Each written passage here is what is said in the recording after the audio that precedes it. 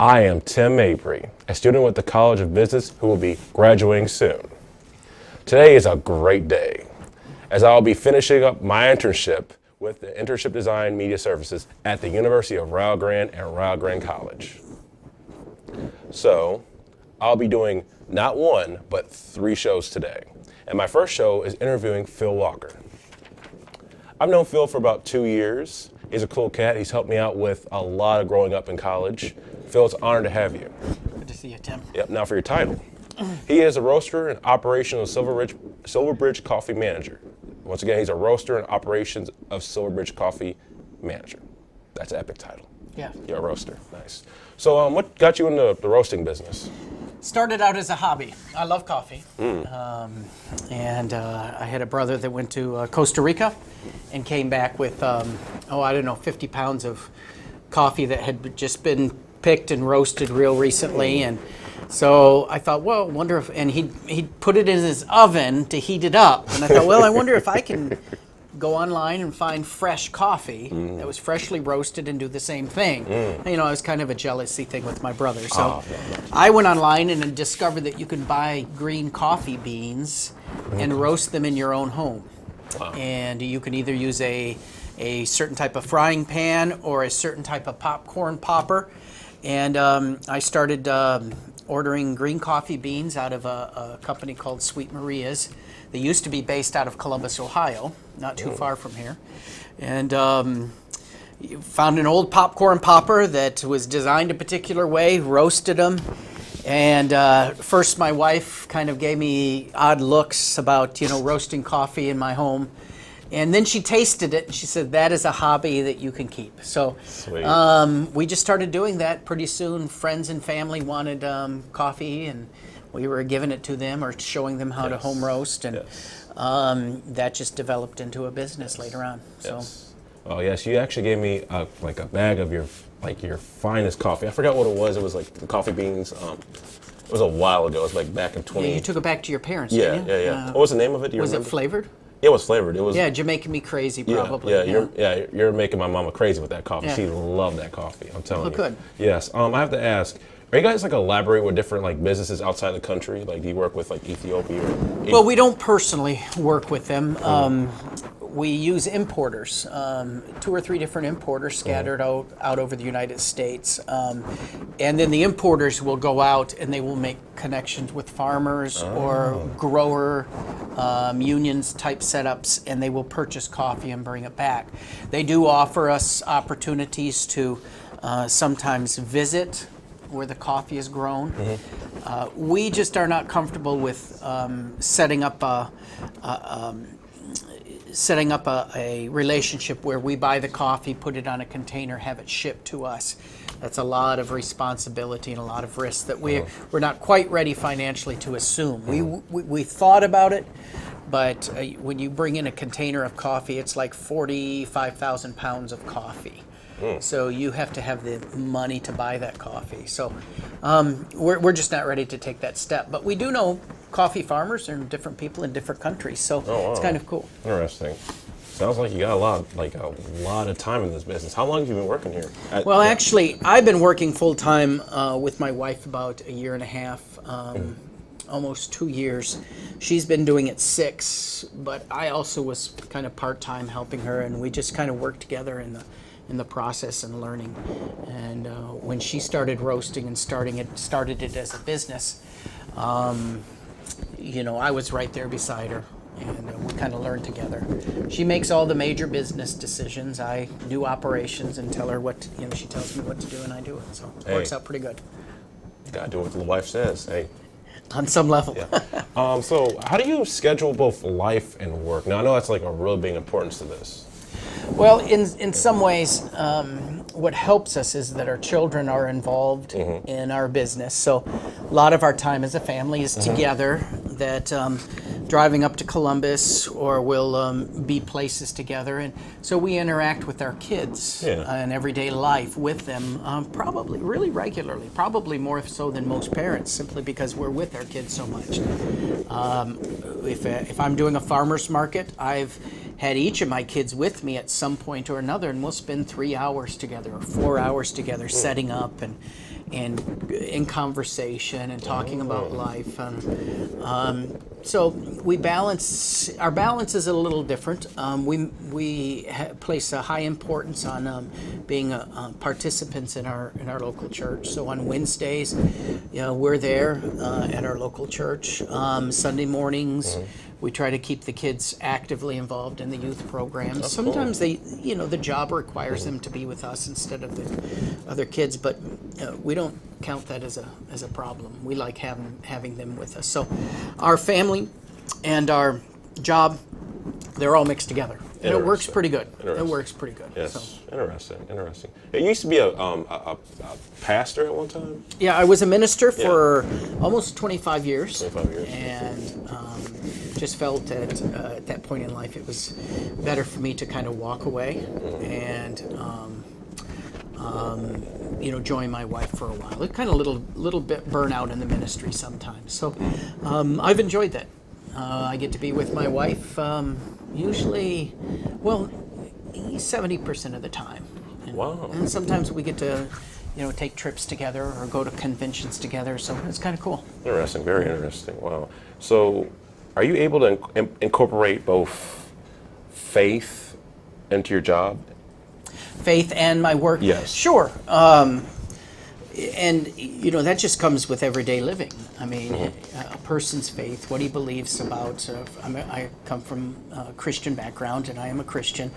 Therefore, I seek to integrate my faith into everyday life. I try to treat people as the dictates of my faith would ask, as Christ would. And so I try to treat people with kindness and love and mercy and grace. And in our business dealings, we also try to do that. We try to be equitable in the way we work with people. And the workers at the roastery, everybody we come in contact to, we just think it's important to be kind, because what we believe, as far as our faith is concerned, ought to be reflected in just our everyday lives. That's true. It shouldn't just be something that we wear as a shirt, and we're not really like that, but it's something we ought to be actually just fleshing out in everyday life. Very interesting. Very interesting. Wow, that's mind-blowing. So what's the best part of your job? Best part of my job, I think you could say drinking the coffee. That's a pretty neat part of the job. I get to taste different coffees from all over the world. An Ethiopian coffee will taste different than coffee that comes from the country of Sumatra. Colombian coffee tastes a little bit different than coffee that comes from Mexico, although they're fairly close.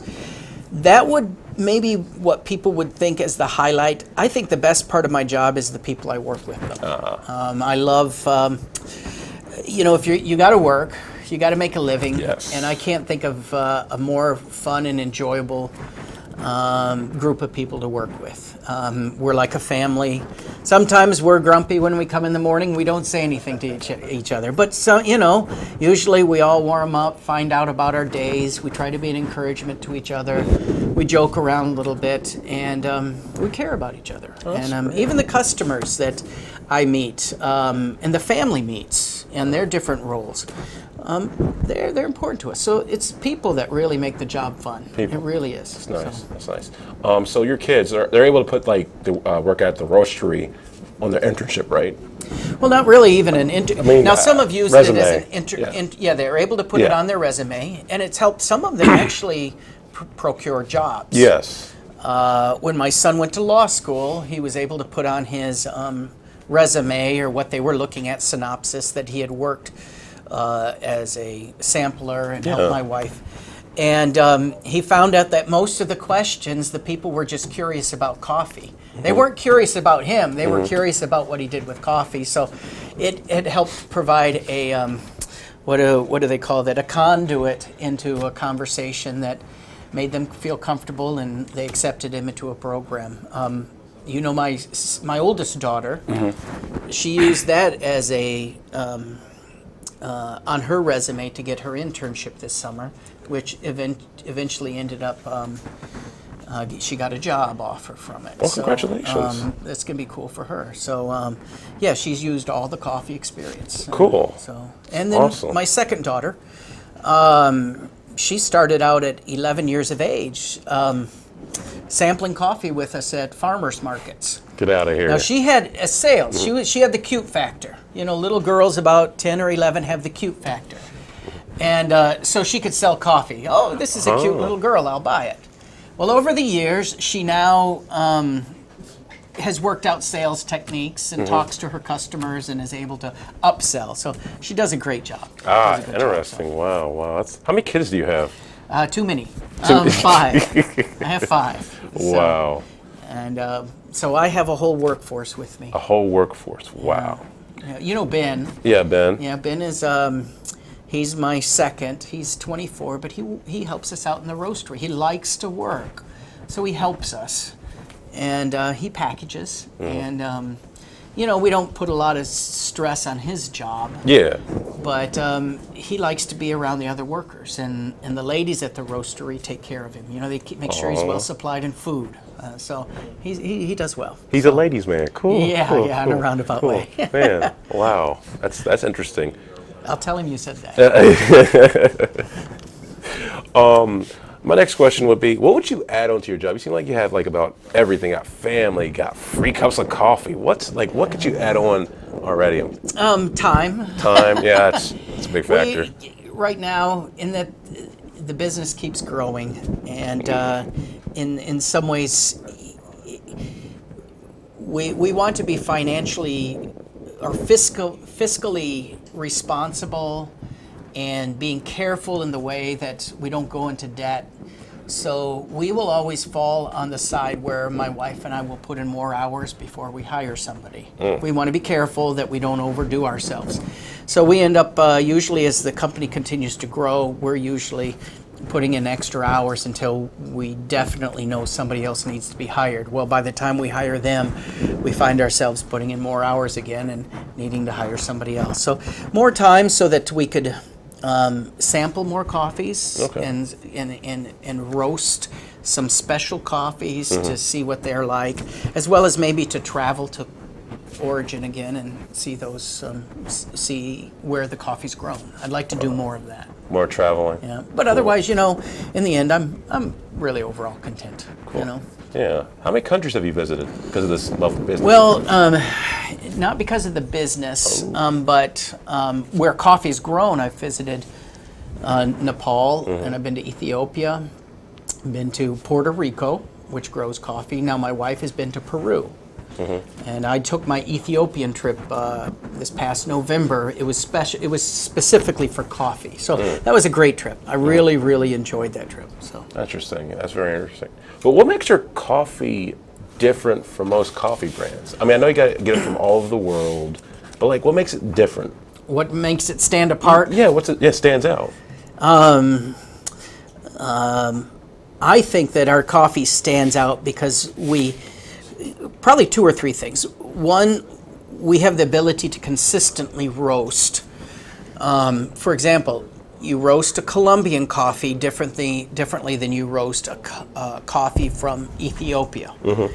And we're able to reproduce that with our equipment consistently. We load it up with 30 pounds of coffee, and it's going to come out and be roasted that particular way every single time. It's electronically controlled. So when we put the coffee profile in, or the Colombian profile, it will be roasted like that. So that's one. We're able to offer consistency. Yeah. 2, we're able to get the coffee from the roaster into the bag, into the grocery store shelf in just a matter of just a few days. So the coffee's always fresh. Coffee is a product that will, it's an agricultural product, so it will stale. Just like you buy a loaf of bread, you put it on the shelf in the house, it's going to get stale over a period of time. Well, while coffee doesn't have an expiration date, the taste does expire over a period of time. So we purposely go out of our way to try to get people coffee that is fresh. And we put a date that it was roasted on the back, so people know when that coffee was roasted. So, Wow. Does that make sense? Yeah, that's a lot of roasting. Yeah, it's a lot of roasting, a lot of work, roasting, but it makes it yes. worth it. Yes. Like, what does your mornings look like? You say My mornings? Yeah, could you elaborate a little bit more on your mornings? Oh, my mornings, if I can get up and get a cup of coffee, Yeah. and I make coffee just like everybody else, we just stumble downstairs and put so much into the brewer and get the coffee going. Like to sit down in a chair and read from my Bible a little bit, and then I'll jog through what's going on in the news and talk with my wife a little bit, and then kind of slowly work my morning into, all right, now it's time to get to go to work. That's ideal. That's the ideal. Usually it's the alarm goes off a little late. You put on your pants, you put on your shirt, you're grabbing your cup of coffee, and you're running out the door. Just like everybody else. So so there's an ideal, but there's reality too. And the reality is, we like to have that little bit of time, but it's not always that way. Once at work, I usually turn on the equipment, get the equipment going, get the roaster. The roaster has to be heated up. It's like an oven. Yes. And get the roaster going, and I will roast flavored, what we call a flavor base of Colombian coffee. I'll do 2 or 3 of those until the roaster's really nice and warm. And go through that routine when I'm home, when we're not making deliveries. So if that helps you out, Cool. Wow, that's interesting. Wow. So would you say like the noon is like your busiest day because it's like lunch hour? Noontime? Yeah. No, usually in the mornings, probably about 10 o'clock. Once we figure out where we're at, that's when the orders start rolling in, and we're trying to line things up to get it done for the day, because the ladies need certain coffees roasted to blend or to package. And so as a roaster, you're always, all right, you got to think ahead. What are they going to need next? So usually about 10 or 11 it gets busy. By about 2 it slows down. Down, yes. You're shutting down your jobs for the day. So yes. Wow. Does your company have any like upcoming events? Upcoming events. Yeah, we have a couple, not sponsored by our company, but we're involved in the Bob Evans Farm Festival. We've been in it for the last 5 years or so. That's always a big event for us. 3 days of sampling coffee, meeting people, selling bags of coffee, things like that. Then the following week we are in the Pumpkin Show in Circleville. And that's like, we're there from Tuesdays to Sundays from 7 in the morning to 11 o'clock at night. So they are long, long days. Those are the big events. Our workers don't plan any vacations during that time. It's kind of a joke throughout the year. Why do you put us through this? That type of thing. But we do it, and it's fun. It's a journey. Meeting people, Yes. So those are the 2 main events. So. 2 main events, just the Pumpkin Fest and Bob Evans Fest. Yeah. Now it's Pumpkin Show. Pumpkin Show. You could get in big trouble. You got to say Pumpkin Show. Oh wow, that's scary. Yeah, it is scary. Well, you got any good coffee jokes or roasting jokes? Not really. I don't. My father-in-law was a minister for 60 years. He could remember every joke ever told him. I can't remember one. I just can't remember jokes, but I wish I did. Oh my gosh. Wish I could give you some jokes. But, it's kind of a neat. You've helped us out loading vans before. Yeah. And from the Farm Fest and filling up, you've seen the operations a little bit. Yes. A little bit, but you don't drink coffee yourself is the problem. I'm more of a tea person. I mean, I like coffee just straight up black, and sometimes with just a little bit of milk. Yeah. How about the frou-frou drinks at Starbucks? Do you drink those? Nah, not a big fan of those. Well, that's good. That's good. So. Yes. So would you quit your job for $1 million? Probably not. I mean, you get in 1.5, $2 million maybe. 2 million. We'll see. Okay. Cool. Actually, we love what we do, Tim. We like roasting. We like coffee.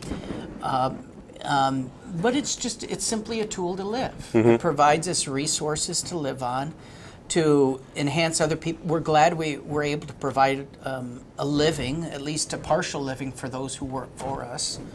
It's a tool to put our kids through college, but it's not something that we feel like, my whole life is wrapped up in coffee. My whole life is wrapped up in glorifying God. Amen. And living that through the way we run a business and the way we treat people and the way we treat other people. And so, if somebody comes along, could I find other things to do? Yeah, I could be content. Coffee is just a tool of life. And if the kids want it, and, as a business grow up, sure, if they're willing to offer us enough money, we might sell it to my kids. But no, I don't. But no, it's a great thing. Yeah. But money isn't that attractive to me. So. Okay, so do you own your own like store, or is it just like a roastery factory? We don't have a shop. People will often call us up and say, "Where's your coffee shop?" Well, we don't have a coffee shop.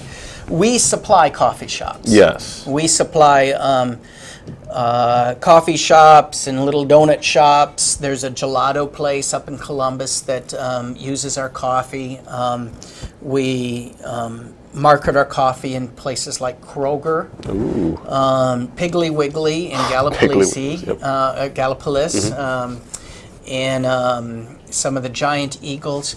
I think there are close to 100 different retail locations in Ohio, and outside of Ohio you can find Silverbridge Coffee now. So it's a lot of locations. It's kind of neat. We never imagined that when we were going over to West Virginia looking for places to sell coffee or here to sell coffee and not finding any place. Oh, wow. But a Kroger manager up in Athens allowed us to set up there, and the Lord's opened up the doors since then. So. Yes. So you said like the internet is pretty much your main source of where you will get your supplies, Not the internet. The internet we will buy a lot of supplies from anymore. Okay. It's funny, from cups and different things that we supply, we'll order through the internet. But we don't order coffee through the internet. We'll call up the supplier and talk to them to see what's on hand. So the internet we use on some level for business, especially people ordering coffee. That online sales has turned out to be, I don't think we could live on it, but it's turned out to be a healthy part of our business now. Really? And we do have a special event. In the next couple of weeks, we will be launching our new website. Oh, really? Yeah. So our new website will be up. We've totally redone it, make it more user-friendly. So that'll be okay. So it's your website, not the company's website? Well, the company's website. So the whole company, like every Silverbridge operation is going to have the same website? Right. Well, it's just one website, but each location you'll be able to find on a map. Does that make sense? That's awesome. Wow. It makes sense, and dollars, Yeah. Yeah. Wow. What's your favorite cup of coffee? My favorite cup of coffee. It would be an African coffee, either from Kenya or Ethiopia, depending upon the crop. And what I mean by crop is sometimes a crop is better than others. That is growing season on a particular farm, the coffee. It's like going out back and picking raspberries. Sometimes they're sour, but yet sometimes they're really sweet. Yeah. And then it has to be, coffee is processed two different ways. Either it's water processed or what they call natural processed, where it's sun-dried. And I like a natural processed African coffee from either Kenya or Ethiopia. That's my favorite. Yeah. Everybody thinks differently, though. Wow. Yeah. Now, would you say, is it the taste, or is it just like, does it give you that boost that you need? Well, it's the taste. There is a definitive taste. And there's a little bit of what we would call acidity, not acid like in your stomach, but the acidity that's found in food, a brightness to it that I like. I do like a full-bodied coffee from Sumatra occasionally, but I like the acidity of a nice African coffee. It has a fruity smell to it. It'll smell like blueberries, or it'll smell like tangerines or something. You can actually lift it up and bring it to your nose, and you can smell a fruitiness to it when it's done really well. And that happens 3-4 times a year. I find a good crop of coffee. So. Oh, wow. So you're on a journey to find some good coffee. Always on a journey to find the best coffee, and put it in the store so you can buy it. Oh. So, for your mother, of course. Oh, yeah, definitely. All right. Well, thank you very much, ladies and gentlemen, for viewing our show. My name is Tim Mabry. I'm the intern. And do you have anything else you have to add? Want to add? I don't know. How much time do we have? We got like 2 minutes. 3 minutes? 3 minutes, yeah. Well, the Silverbridge Coffee has been around for about 8 years. My wife started the business, you know that. And Did she start the entire company? yeah, pretty much. pretty much the entire company. It was in a room smaller than this room here, probably half the size. No, probably about a quarter of the size. Quarter. 14 feet long by 10 feet wide, and we had one pallet of coffee. That's about 11 bags of 150 pounds of beans. We had one corner a roaster, one corner grinders, and the Department of Ag requires us to have 3-part sink. So we had that, and that's what she started out with. And I have a picture of me sitting on top of the coffee in this it was an old laundry room or old cook kitchen, and from there now we are using probably. We have 2,000 square feet in the Bob Evans business park down here, and then we probably have another 2,000 square feet of warehouse space up in Columbus. So, and we are running out of room. So the Lord's been good. Amen. You know, like the fellow Drake song goes, "Start from the bottom, now you're here." Yeah, something like that. Yeah. Wow, it's awesome, man. That's great. So you just started in a small like closet room space. Your wife did. Closet and just a then little bit build at a up. time. Man. And we've tried to stay very fiscally responsible without assuming any personal debt. So. Oh wow. So one last question. So who designed your logo? It's really interesting. We had a gentleman, Kevin Morgan, out of Athens, Ohio. He's done a lot of artwork, and it was worth the money to pay for a good graphics designer. I would say if you're starting a small business, that is worthwhile, getting a good graphics designer to help you come up with a logo or come up with artwork. And Interesting. That's a good place to start. So. Wow. Cool. Wow. All right, well, I'm Tim Mabry. This is Phil Walker. I appreciate your time. Hey, thanks, Tim. Good to see you again. You guys have a great day and keep it real.